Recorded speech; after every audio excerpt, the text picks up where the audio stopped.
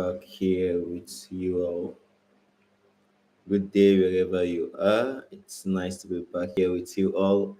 Yeah, it's been a while you saw my face. I know that. Yeah, I've been getting series of messages from us. When are you coming back on YouTube channel? Well, I'm back. Yeah, and then we'll be having our live sessions back to back again on a weekly basis like we used to. And so today we are just going straight to the subject matter for today, which is how you discover your uniqueness. The part two of it, part one was stated last week. Today we'll be going straight to the part two. And for those who are just coming to the channel for the first time, I'm Adekunle Adeomi, popularly known as Kate Inspires.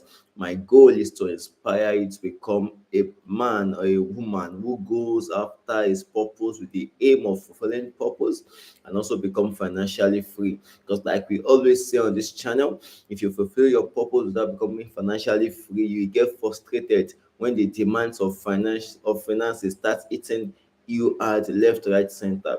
And if you have all the money in the world and you are not fulfilled in terms of purpose, you will feel depressed. Why? Because you will know you've made all the money in the world, but you've not still hit the goal, the main reason for which you were created on this planet. So the question is, how do I, as an individual, make sure that I strike a balance between the fulfillment of my purpose and the and me becoming financially free, so that at the end of the day, I will not be so much hit by the demands of finance that I will be taken out of the place of purpose, and I would also be able to fulfill purpose without being pressured out by the need to meet up with my financial obligations. So, in that quest, we are dealing about something very critical today that, if well discovered, if well put into action, will help one become not just financially free, but also become a man or woman of purpose. Because with this, you'll be able to live your daily life with purpose in place. And that is how you discover your uniqueness. What makes you different from every other person on planet Earth? What gives you an edge amongst others? When people are lined up side by side, amongst all those you who can be with you in a space or in a particular field, what singles you out? What makes you stand out? It's your uniqueness. It's the flair that you bring on board. It's that thing you do.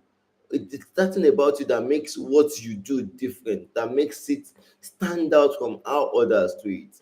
Meaning you can be skilled, you can have the same skill as others, you can have the same academic qualifications as others, you can have the same technical know-how as others on a particular field or in a particular space, but there's something about you that makes it unique when you do what you do.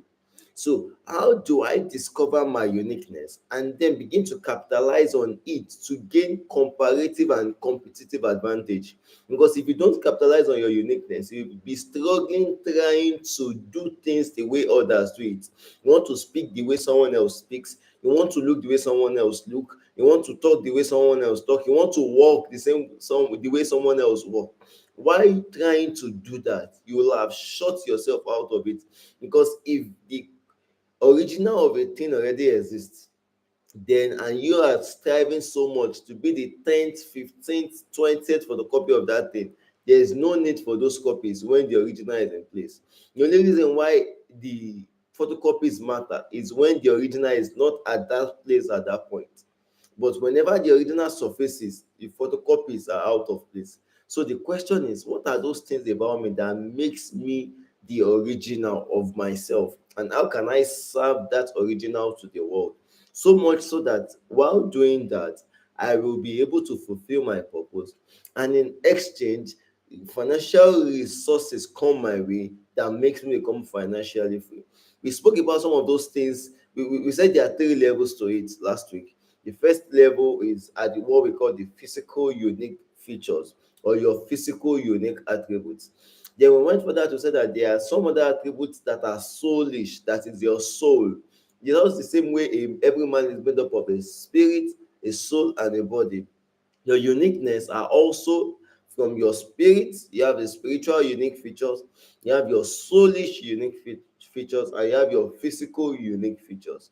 The physical unique features that we discussed in our last sessions includes your height, your skin tone, your hands, your mouth, your nose, how you look exactly, because your height alone might just be what gives you a competitive advantage in the midst of those who are not as tall as you are. And in some cases, your height, because you are a not too tall person, I've seen instances when people want to take photographs, they tell those who are not too tall, those who are not of average height, to stay in front, while those of us who think our heights are advantage, you are sent to the back. In that moment, in that spot, in that situation, the person with the best advantage is the one who does not have, who is not meeting up with the average height, what we call the average height. So if the one who is not meeting up with the average height is now struggling to take the same position at the back with those who are tall, the person will be doing himself or herself more harm than good. So the one with average height knows where he belongs to. For instance, how you talk, how you sound. Only you can sound the way you sound. Only you can speak the way you speak. If you now struggle to mimic another one's voice and try to sound or speak like that person, then your original is out of it. Your hands, you can be very good at writing and have some very nice and a very nice handwriting that when you write it's more like it's an artwork, just you writing. So imagine you using your hands to write something on a, probably you get a good board, like a frame size kind of board, a white paper, plain white sheet on it, and then you decide to write some creative quotes, some nice thoughts, and you just put it there and you put your small signature. Like sometimes I do with some of my quotes that you see online.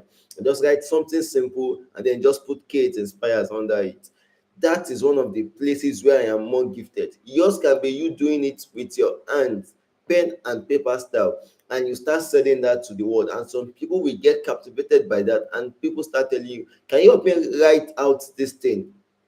I've seen instances where people meet me when they want to write names on things like awards or stuff like that, and or they just want to put a paper tip on something and just for identification, and they say, "Oh, let's K do it." There's a way you write that it looks stylish. So my hand at that point, it's an advantage. My handwriting at that point is an advantage, so that you cannot now write the way I write. For instance, I write very small. It's my own advantage and I use it so well. So I could manage a full note and then be writing a whole lot of things. But that your own handwriting is big is also your advantage. You just need to know how it becomes your advantage. Because for me, some people tell you, majority of, let me say, half of people who see what I write feel like I can't read it, even though I can say it clearly, even though I've never failed any exam because of my handwriting. But a lot of people tell me, how do you manage to see what you write? So that means when you want to present something that people will need to read over and over, you with a bigger handwriting already have a more comparative advantage than I who writes in small letters. But if you feel because your handwriting is doesn't look like mine, then you have no advantage, then your handwriting is not unique, then you'll be doing yourself more harm than you be doing yourself any good. Your skin tone, like I said, is your advantage. One of the things people first notice about me once I get into a space is that there is a tall, dark guy there. And that is my advantage. So I've never at any point struggled to be a tall, fair guy or a short, fair guy. No, because I've realized that it's one of those things that make people identify me very fast and very easily. It makes it easy for you to describe K to anyone. Once you get in there, you see a tall, dark, not too choppy guy, and within the blinking of an eye, you can easily spot me out from the crowd. And sometimes some people will tell you, and then he has some like average height of hair on his head, then that makes it even much more easier to spot them. So the question is, what are your physical unique features and how are you maximizing them? Having said that, we will now go straight to the ones we call the soulish unique features. Those features I need to discover about me that makes me stand out, that when I use them well, when I channel them well, when I let them find full expression, when I allow them do what they can do, When I put them on display, they give me an edge amongst others. They make me stand out amongst others, and they make me more preferred than others. So one of those soulish attributes that you should begin to watch out for in your life, that you might want to begin to see how it affects your life, your purpose, and your becoming financially free, is what we call your experience. Now, this I cannot just say. It's easy for you to just look at me and say, okay, with this is height, I think he should be able to do what I need him to do. Oh, with this height, he might not be able to fit into what I need. Those are features you can easily see on me. But then there are features you can't easily see in a man, but those features determine on a long run who will last in a particular field, who will be more preferred in a particular thing. So both of us can be tall, both of us can have look dark, both of us might be able to get the job done. But the question is, do you have more experience than I do in this field? So talking to someone from the place of experience and a newbie in that field, talking to someone, even though the person might have almost the same physical attribute like I do, my experience becomes an advantage. Those things I have gone through in the journey, those things I have seen through the process of getting here, becomes a unique feature about me. Okay, because he has more experience in doing this, I think it's better he becomes the team lead while the other person works under him. That's an advantage. And sometimes, for the fact that you have no experience in a thing, that makes you become the one who is being placed on top. So if you have never experienced a wrong way of living, then you might be the one who should coach someone who is in there. You get it now. So your experience level or your experience at all in that field might become your competitive advantage. What does the experience looks like? Let's do a background check. So if, for instance, they are looking to nominate someone into a office that is very sensitive, and then they go through the person's history, and they realize this person has been in and out of prison at least 5 times. Come on, the experiences he has there, his background history is already showing you are a no-no. But if they need a someone to fill up an office where you want to lay oaths on criminals, when you want to learn how to track the paths of criminals, that person's experience now become his competitive advantage in this other situation. So in the first situation, the person who will be most likely nominated into the office of the president, the governor, or whatever it is, will be somebody with no experience that has to do with criminology. So this one can be trusted with whatever it is we want to. But when we now need someone who can help us track down criminals, we need somebody who is experienced in that part, who has now been transformed, and then is willing to do all it takes to get the bad guys out of office. Then that person will be the right candidate because of his experience. So what are your experience level? How are you capitalizing on your experience? So many people have experiences that could help them sell massively their gifts to the world, that could help them stand out amongst their colleagues, amongst their peers, but they don't use it. Why? Because they feel, oh, well, what use is the little experience I have? No, your experience is not little. Your experience is what? It is not little. Your experience is very, very significant to whatever it is you are doing or you are trying to achieve. Your family background can also be one of the soulish what? Unique features about you. So you are talking about somebody who wants to counsel a younger generation, and then you are bringing somebody from a broken home who is now trying to counsel a younger generation. The way he or she will counsel that generation, we will counsel that young couple, will be in the line of, don't go through what they call anything that will make you end up in a broken home. We don't want to say it, because this and this and this were the things I suffered, were the things that didn't work out. And with that level, with that family background history, that person will be more, might just be more qualified to talk to the younger ones on that matter. While when you want to talk about how you can get it right maritally, you want to find somebody whose family background has made him live with parents who are maybe 40, 50 years old in marriage, and then he has seen all the good things. He has seen how both parents endured and how they were able to get things done till they got to wherever it is they got to, or how they were able to put resources together and build the type of home they wanted. With that person's family background, he can now be more qualified in this situation to do what? To do a counseling, to do a talk on lasting long in marriage, or to do a talk on bringing together your resources, or do a talk on how to pull resources together as one family. So your family background could also be your what? Your soulish unique features. The way you handle pressure might also become, these are features that are not seen on you right away, but deep down there they are there, right there they are there, somewhere around the corner they are there, and they affect how you go about the pursuit of your purpose. Either you know it or you don't, either you are conscious about them or not, they affect how you go about the pursuit of your purpose, and the methods or the ways you are willing, or the extent you are willing to go to become financially free. So your solely unique advantage needs to be well what? Spotted out, and you begin to use them to your what? To your advantage.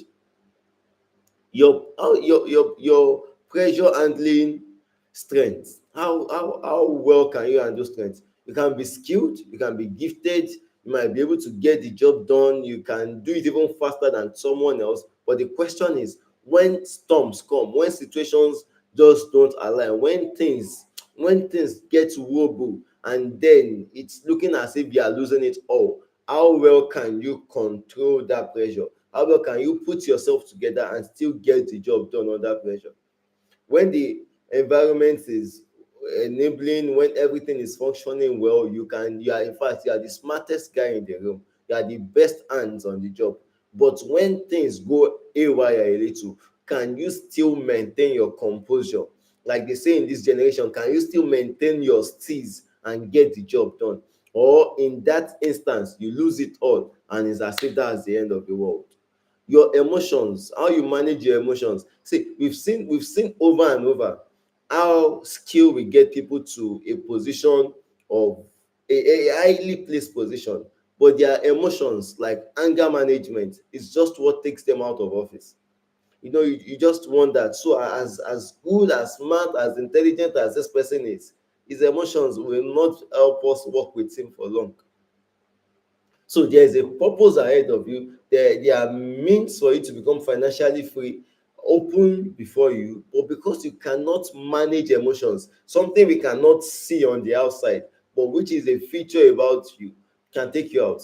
And there's somebody who you just wonder how he just stays humble in the midst of all this. We can't tell how he finds it easy to smile when being corrected. It's so amazing. That might just be your own unique feature to get the job done. That might just be the only reason why you be picked for the job.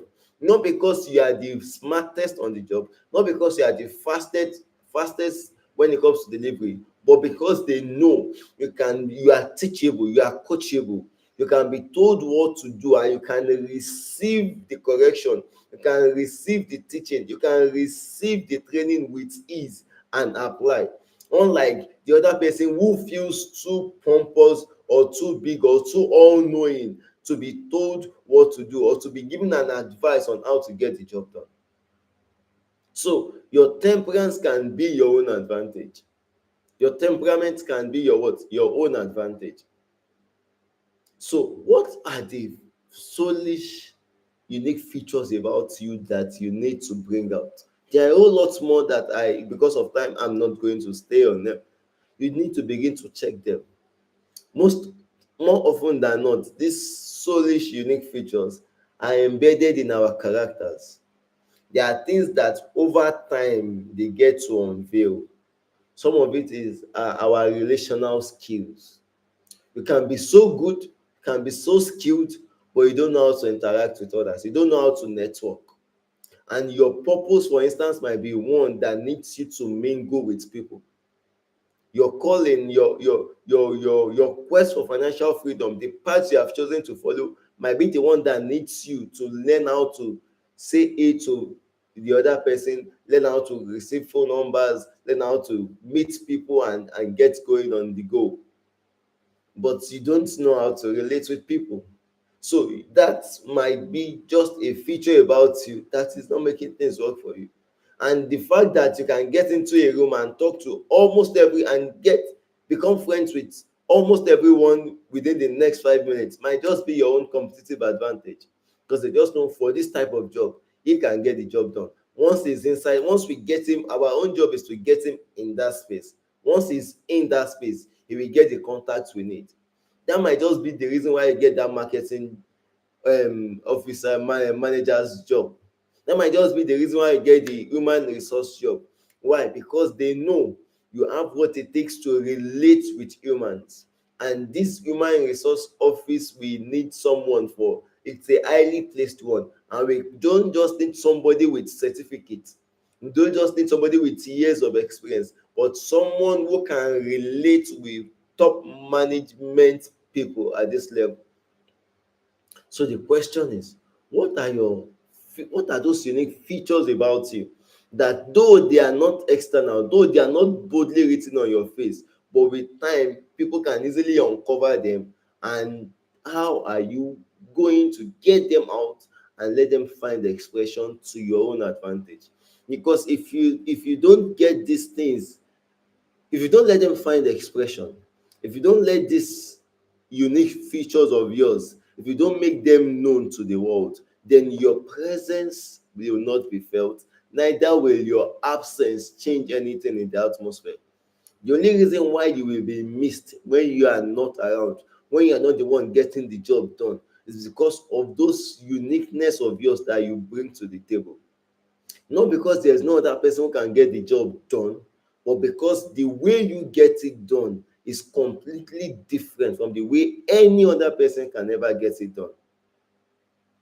It might be your speed, it might be the time, it might be the pressure, it might be whatever it is, it might be just the way you sound. Whatever it is that is not boldly written on your face when we first meet with you, but it's an advantage. You know it like you know your name. It's embedded in you. You need to do what? You need to begin to let those things find expression. Because if they don't, you will just be like every other person in the room, and your presence will make no difference. How good is your problem solving skill? Some people are good with analyzing the problem, but they can't just think of a solution. Some people are not good with speaking, but they have words they can put into paper, pen and paper, and then wow, you're amazed. Some people can do pen and paper so well. Some people can do pen and paper so well and cannot speak. Some people can speak so well, but they cannot write.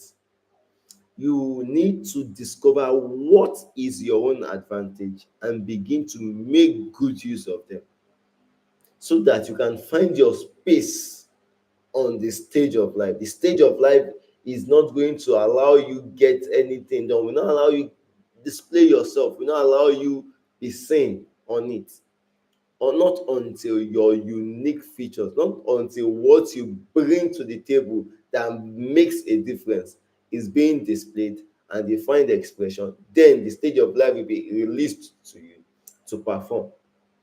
Else, there are already more than enough performance on the stage of life. Is what you bring to the stage that makes a difference, that allows the stage open up to you and allows the audience pay attention to you. We will keep the third level of unique features till next week, till the next session. But while we wait for that part, I need you from this moment to begin to bring together your physical unique features and your soulish unique features. Begin to bring them, begin to harness them, write them on paper. This and this and this and this are the things that I have noticed are unique about me. Then begin to ask yourself, how do I maximize their use? So much so that the world will need me to get it done. There's a man called Usain Bolt. The only reason why the whole world knows him is because he can run. So as simple as running is, as simple as that speed on his feet is, it doesn't mean he can drive faster than any other person, even with those same feet. But with those feet, if he decides to run, if the competition is about speed on the floor, on the ground with your bare leg, Usain Bolt is the right guy for the job. Now, when it comes to speed with those same legs with a car, he's not going to near it. When it comes to speed with your leg on a football pitch, Cristiano Ronaldo comes to mind. When it comes to see, it's all a matter of finding where your advantage is most needed, where your advantage will have the most expression. If you don't do that, you will be just another guy, just another woman on planet Earth amongst the crowd. So the question is, for how long do you want to stay in the crowd? For how long do you want to be the photocopy of someone else? For how long do you want to keep desiring the uniqueness of others without celebrating yours because you're not allowing them find expression? So till I come your way again, I need you to stay financially sharp, stay in the financial space, make sure you do all that is legally and morally right to fulfill your purpose and also become financially free. Because why? There is a generation that is counting on you, and you cannot afford to do what? To let them down. That generation is seriously counting on you. You can't afford to fail them. So stay sharp, stay safe, stay true to your calling, stay true to yourself, be consistent with your efforts, make your unique features find expression, and keep doing the things that you need to do so that you can win year 2025. Stay safe, and I'll be with you shortly again. I remain Adekunle Aderomi, KH Inspires. Love you. Bye.